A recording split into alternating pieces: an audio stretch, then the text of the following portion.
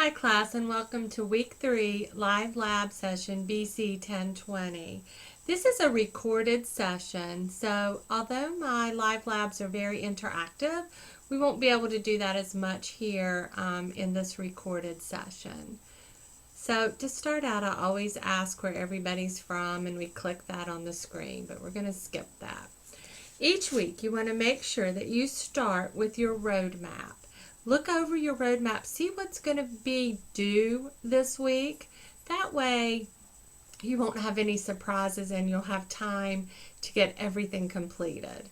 This roadmap is in 6 steps, and I like to think of those steps like days. So you want to make sure that you, at a minimum, complete step 1 on Monday, step 2 on Tuesday, step 3 on Wednesday, and so on. That way you'll be finished on Saturday and you'll have Sunday not to be scrambling around and trying to do just whatever it is to get everything turned in. And I promise you, I can tell the submissions that are put together that way. So make sure you take time to study and do your work right. Every patient seen by the physician must have comprehensive, legible documentation about what occurred during that visit. This week in Chapter 4 of your Insurance Handbook for the Medical Office, you will begin the process of learning to distinguish the different types of medical documentation and why each has a place in healthcare. You'll also be introduced to the medical record auditing process. In addition, now that you've learned the basics from the language of medicine, you will begin learning about the 9 body systems as well as their functions. We begin this week with the digestive system. The digestive system you'll be learning is a complex system that has important functions to the human body. The main function of this system is to absorb nutrients that are ingested and turn them into energy. You'll learn the major organs that make up the digestive system and the functions of each of those. It's important to review, repeat, and utilize the tools that you already have learned to continue building your vocabulary and the knowledge of the human body.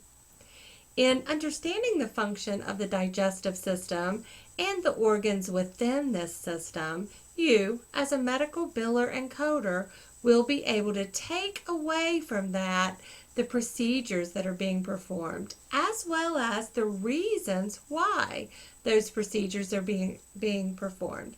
And then you'll assign the most appropriate code, diagnosis code, as well as procedure code, to ensure accurate reimbursement. This week, your IHMO discussion question is, one of your relatives is a psychiatric patient and wants a copy of her medical records for her personal use. She wants to see exactly what information is located within her records. Her doctor will only give her the general medical records and not the psychiatric notes. So in your discussion, you'll want to first start out distinguishing between the difference of a general medical record and a psychiatric record. So what's the difference between those 2 types of records? And then you're going to give a time when you think a psychiatric note should be released. So this week you're going to be working in your IHMO discussion. You want to make sure that you post an original thread by Wednesday at 11:59 p.m. Eastern Standard Time. You want to make sure that you answer both of those questions with detailed, relevant comments that demonstrate to me that you understand the difference between those 2 types of records. Always convey a professional tone when you're representing your own opinions and ideas. You should respond with a minimum of 5 complete sentences. Make sure you express complete thoughts written in sentences with proper punctuation and proper spelling. Use content-appropriate vocabulary and make sure you're grammatically correct. All of these have a bearing on your overall grade. 2 replies will be due by Sunday at 11:59. Now bear in mind that those 2 replies need to be on separate dates from one another, as well as separate dates from your original discussion. So you'll need to be going into that forum a minimum of 3 separate times, 3 separate dates this week, and posting relevant information. Now, I know some of you want to just type that you agree with something, or that the person that you're replying to did a great job. And while those are really good for communication, they're not really giving any information. They're not helping me know that you understand. They're not helping your classmates that are reading the post learn anything. So we want these discussion forums as like you're in a classroom, a brick and mortar classroom, and you sit down beside your classmate, and class hasn't really started yet, so you're just talking back and forth about different things about that class. And I don't know about you, but I've learned a lot of stuff just talking to my classmates when I take a class. So we're trying to mimic that in the online environment. So don't just say, I agree, or great job. You agree to what, and why do you agree? Great job on what, and then add something else to it that, that you've thought about or that you've learned, so we can all help each other learn during these discussion forums each week. Now, your assignment this week is an LOM assignment, and it's the most common procedure today on the digestive system are gastric bypass and lap band. There has been some controversy over the dangers of these procedures. Based on what you know about gastric bypass and lap band, describe 2 dangers of each procedure. Now you want to make sure that you write, this is a written paper, so you're going to be writing in MS Word or WordPad, and then you're going to be uploading your paper to the assignment tab. Every week I place a grading rubric in your student materials folder, and this just helps you define that writing and make sure you add good points in the writing to help you gain a better understanding about what we're teaching that week. So you want to make sure in your writing that you have an introductory paragraph as well as a concluding paragraph.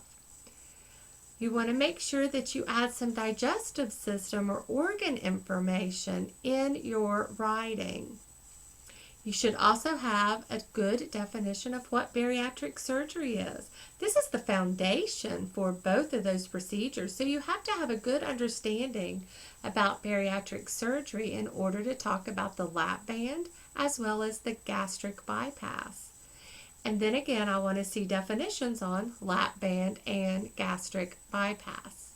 And then remember, you're to do 2 dangers of each procedure. So I'll be looking for 2 dangers of the lap band as well as 2 dangers of the gastric bypass. Now make sure you use correct form, grammar, and spelling because those are really important.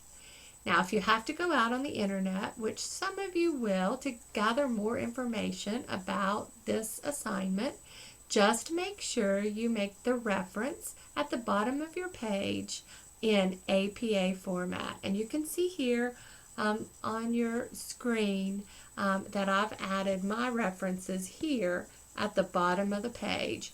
And this is in APA format. If you're not sure about APA format, then you'll want to take a look in your Student Success Center. Go to the Writing tab, and then at the bottom you'll see the references in APA format and how to do that correctly. So for example, this is what my paper may look like if I was turning it in. These handouts for the live lab are actually in your student material as well. Your keyboarding assignment this week, you're touch typing the M, the T, the P, and the C keys, and you're going to want to type at least 12 words per minute. So, 12 words per minute with 3 or less errors. So you're going to want to make sure you practice until you get to that score. Once you get to that score, you're going to download the template there in your assignment instructions, and then you're going to type in the boxes what your attempts were, how many words per minute for a 1 minute timed writing, and how many errors. Now once you do that, you're going to save it with your last name, your first initial, lesson 3 or whatever lesson it is, and then upload that to your assignment tab. This week I did a QUICKSHOT video that you can find in your student materials folder about this digestive system. The digestive system, or the gastrointestinal system, performs 4 main functions. We see ingestion, digestion, absorption, and elimination.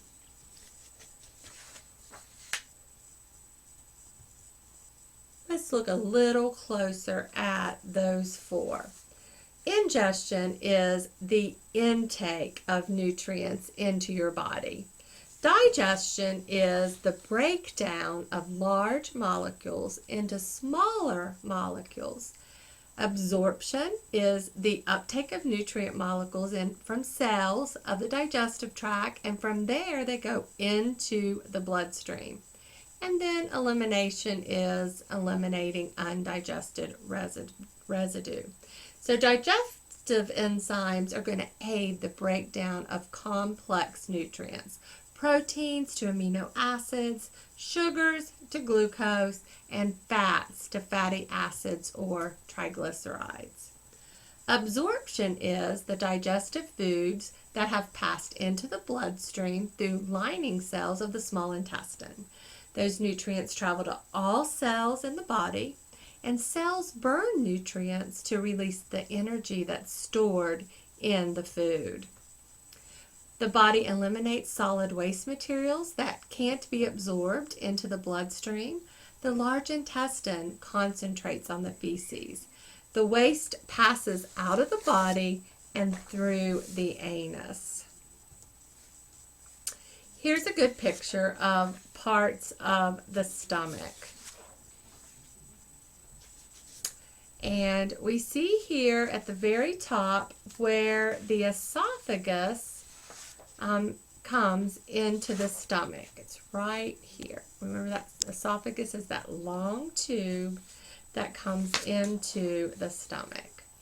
To understand your assignment this week, you'll need to know the parts of the stomach. Now the esophagus is 9 or 10 inches. It's a muscular tube that extends from the pharynx all the way down here to the stomach. Food passes from the esophagus into the stomach. The stomach has 3 main parts. The fundus, which is found right here. The upper portion, which is the middle section. And then the antrum, which is this lower section. Besides beginning the digestion of proteins, the stomach prepares the food for the small intestine, where further digestion and absorption into the bloodstream is going to take place. The stomach controls passage of the foods into the first part of the small intestine so that it proceeds only when it's chemically ready and in small amounts. Food leaves the stomach in about 1 to 4 hours, sometimes a little bit longer depending on what you've eaten. The small intestine. Now the small intestine extends about 20 feet from the pyloric sphincter to the first part of the large intestine. It has three parts. The first section is the duodenum, and it's about 1 foot long, and it receives food from the stomach as well as bile from the liver and the gallbladder, and then pancreatic juices from the pancreas. Enzymes and bile are what are going to help digest the food before it passes into the second part of the small intestine. The second part of the small intestine is called the jejunum, and the jejunum is about 8 feet long. It connects with the ileum, and then the ileum is about 11 feet long. The ileum attaches to the first part of the large intestine. Millions of tiny microscopic projections called villi line the walls of the small intestine, and you can see those right here in this picture. These are the villi that line the small intestine. The tiny capillaries in the villi absorb the digested nutrients, and they bring them into the bloodstream and the lymph vessels. Parts of the large intestine. The large intestine is also known as the colon. It extends from the end of the ileum to the anus. The large intestine receives the fluid waste from digestion, and then it stores it there until it can be released from the body. The colon is about 5 feet long, and it actually has 4 named segments. So let's look at those different segments. It has the ascending colon, which you're going to see right here. It has the transverse colon, which you see right here. It's horizontally across the tummy there. It also has the descending colon, which you're going to find here. And then it has the sigmoid colon. Now the sigmoid colon is this S shape here on your screen that you see. And that leads to the rectum. So those are the 4 named parts of the large intestine. So let's take a look at a cutout, and you think about where different parts of the body, of the intestines are. So let's talk about, in this picture, do you see where the sigmoid colon is? The sigmoid colon. If you said here at 14, you are correct. The sigmoid colon. What about the transverse colon? Do you see that here on your screen? The transverse colon. Remember, that's the part of the colon that lies horizontally. So if you thought number 12 for the transverse colon, you were correct. What about the ascending colon? Do you know where that is located here on the screen? The ascending colon. If you thought here at 11, you are correct. The ascending colon. Now what about the descending colon? So we've talked about the ascending colon, the transverse colon, the sigmoid part of the colon, and then we're talking here about the descending colon. So you have that also in your textbook to help you learn the different parts of the digestive tract. So which term is the first part of the large intestine? What is the first part of the large intestine? If you're thinking the cecum, you are correct. The cecum is the first part of the large intestine? Okay, what about this one? If you've been reading this week, you should know some of these quick quizzes. Which term means swallowing? A, mastication, B, deglutition, C, emulsification, or D, peristalsis? If you thought B for swallowing, you are correct. Peristalsis is that movement. It's a muscular movement that moves the food throughout the system, the digestive tract. Okay, let's look at some of these combining forms. On your screen, you see a list of combining forms. Now, which one of these combining forms do you believe means gallbladder? So, which one means gallbladder? Gallbladder. Is it ano, appendo, bucco, ceco, cilio, chelo, cholecysto, or choledocho? Gallbladder. If you're thinking cholecysto, you are correct. Choledocho is actually the common bile duct.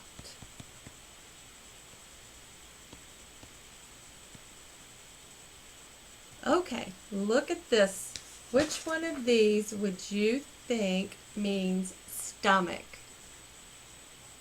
Which one means stomach in your combining forms? So we're looking for stomach.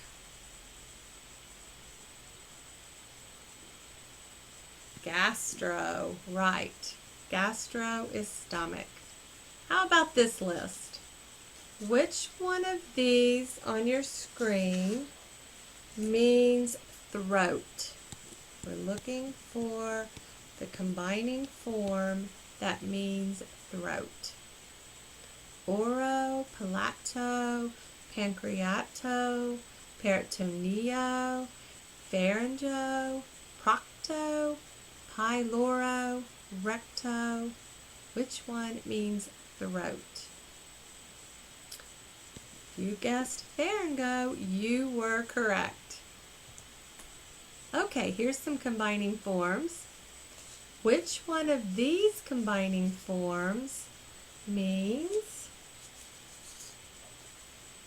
mouth?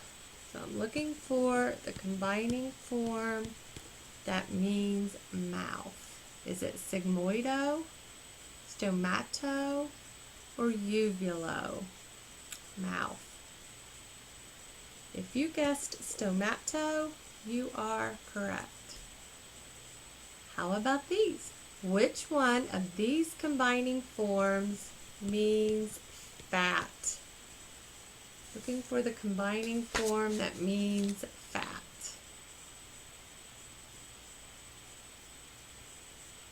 There's actually two on the screen, either lipo or steato. We probably see lipo used more, but both of those mean fat.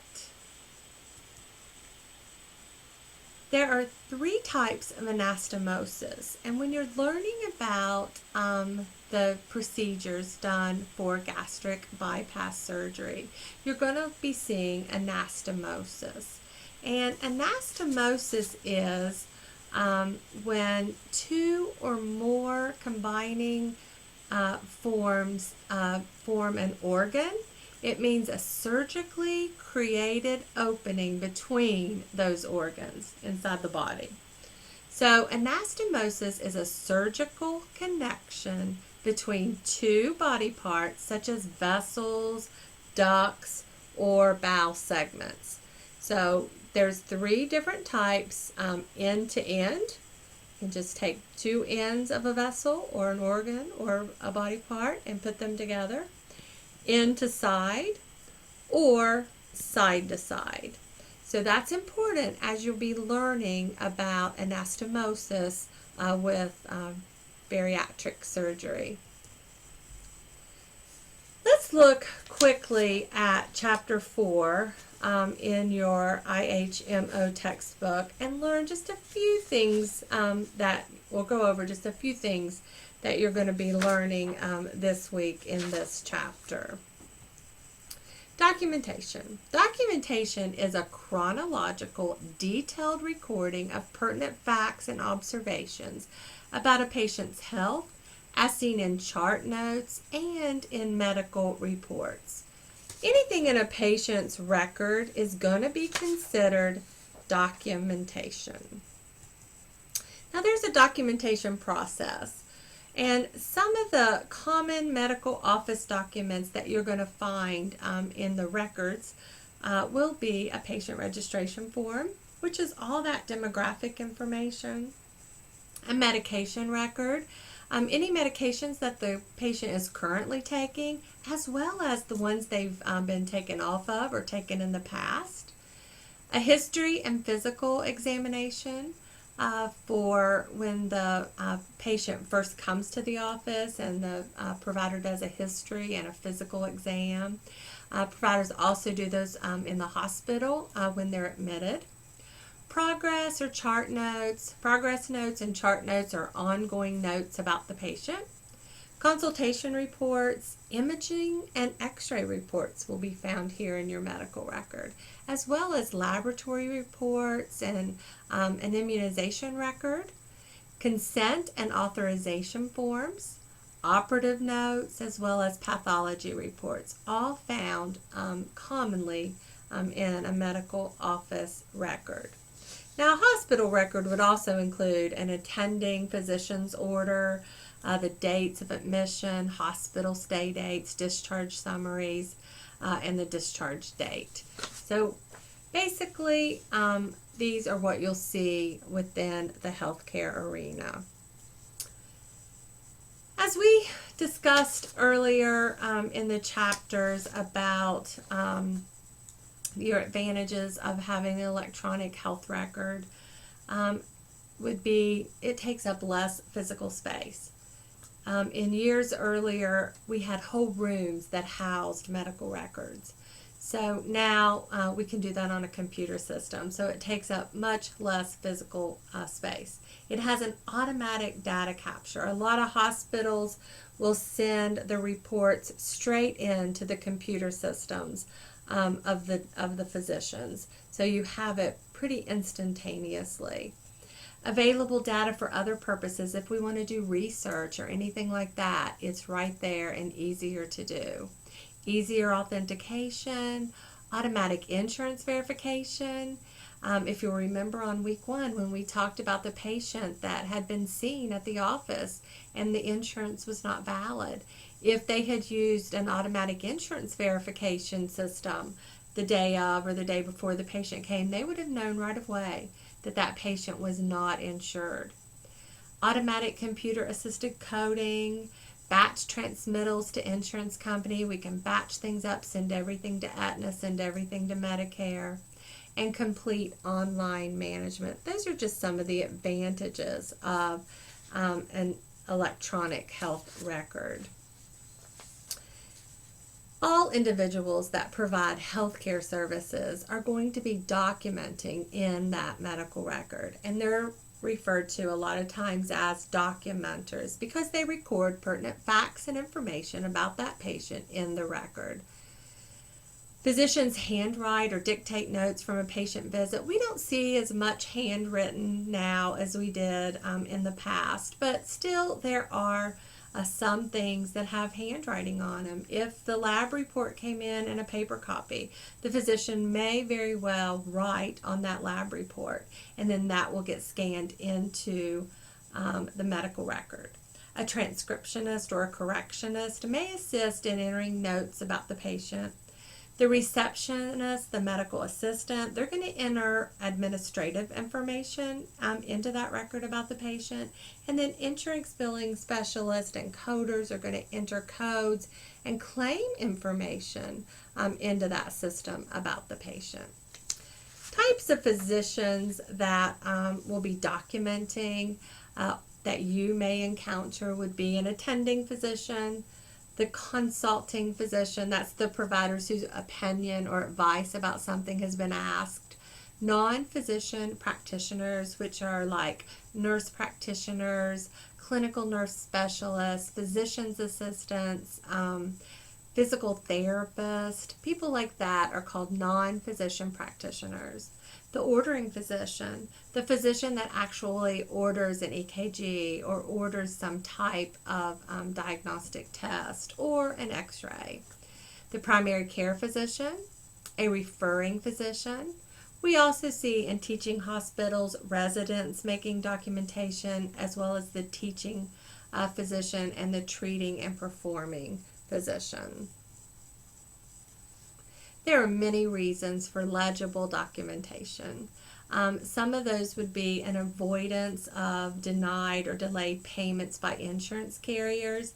If they ask for information and we send it to them and they can't read it, then they're not going to pay for the claim. Enforcement of medical record keeping rules by insurance carriers requiring accurate documentation because they want that to support the procedures that they're paying for. A subpoena of medical records by state investigators or courts for review to defend your physician in a professional liability case. And execution of physician's written instructions to a caregiver. The caregiver needs to be able to read that so they can understand how to help their person that they're giving care to.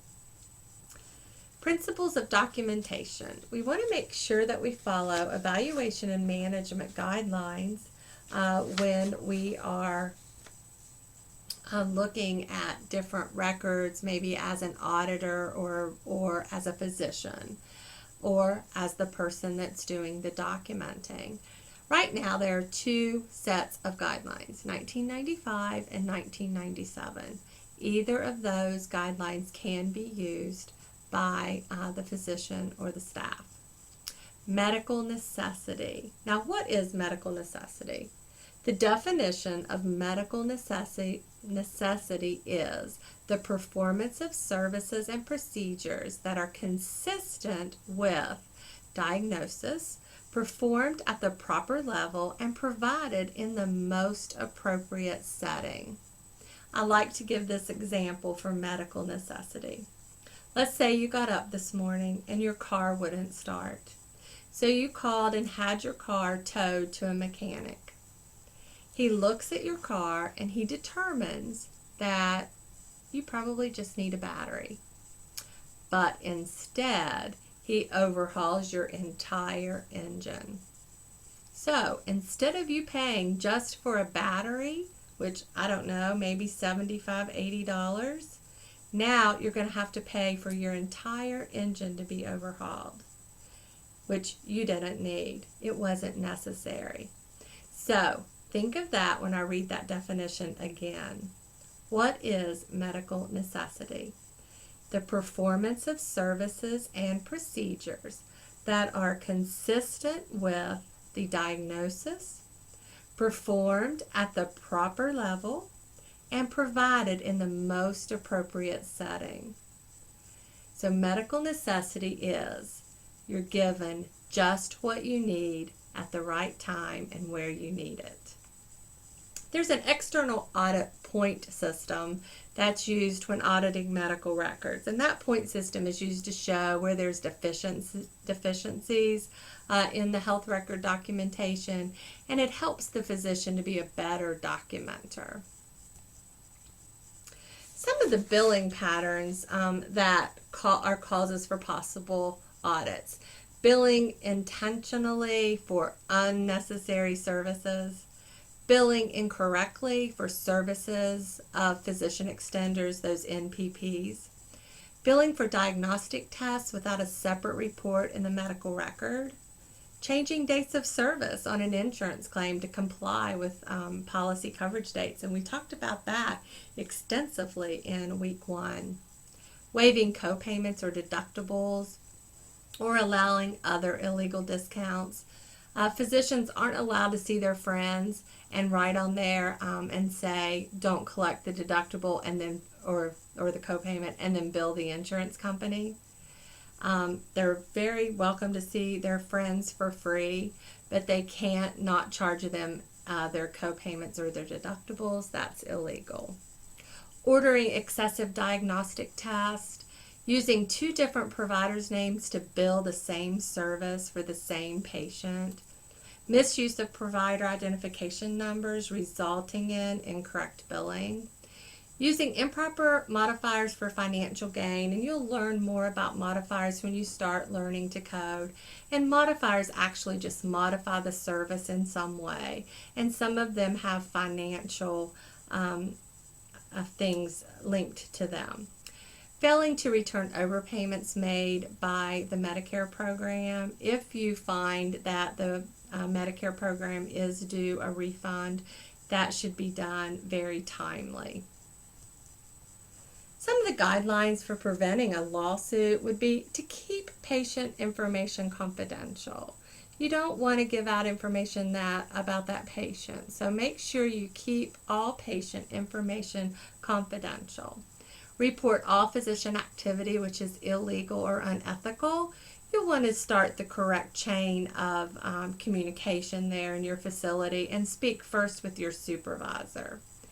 Be aware of any hazards which may cause injury. Do not discuss other physicians with patients. I know as a front desk person, a lot of times patients will come in and be really upset about something that happened in another office, but don't fall into that with them and discuss other physicians. And take the time to explain fees to patients. Make sure they understand what they're being charged for. Those things are all good guidelines for preventing patients from being upset with you and filing a lawsuit. Also, be sure documentation corresponds with insurance billing. You don't want to bill for things that you have no documentation for. Be aware of all the changes in insurance program guidelines. Changes occur in healthcare all the time, so it's important for us to stay up to date and know what we need about all the different programs. Always obtain written consent when you're going to release medical records. Obtain physician authorization before turning an account over to collections. Always act in a courteous and professional manner. Now, what's the difference between general medical records and psychotherapy notes? The major difference is the information that's being recorded. Under the HIPAA privacy regulation, patients do not have the right to access their psychotherapy notes. Information that's compiled in a reasonable anticipation of or for use in a legal proceeding, or information that's exempted from the disclosure under CLIA, which is that Laboratory Amendment Act. I thank you for attending this session, this recorded live lab session, and I sure hope it helps you as you learn medical billing and coding. Thank you.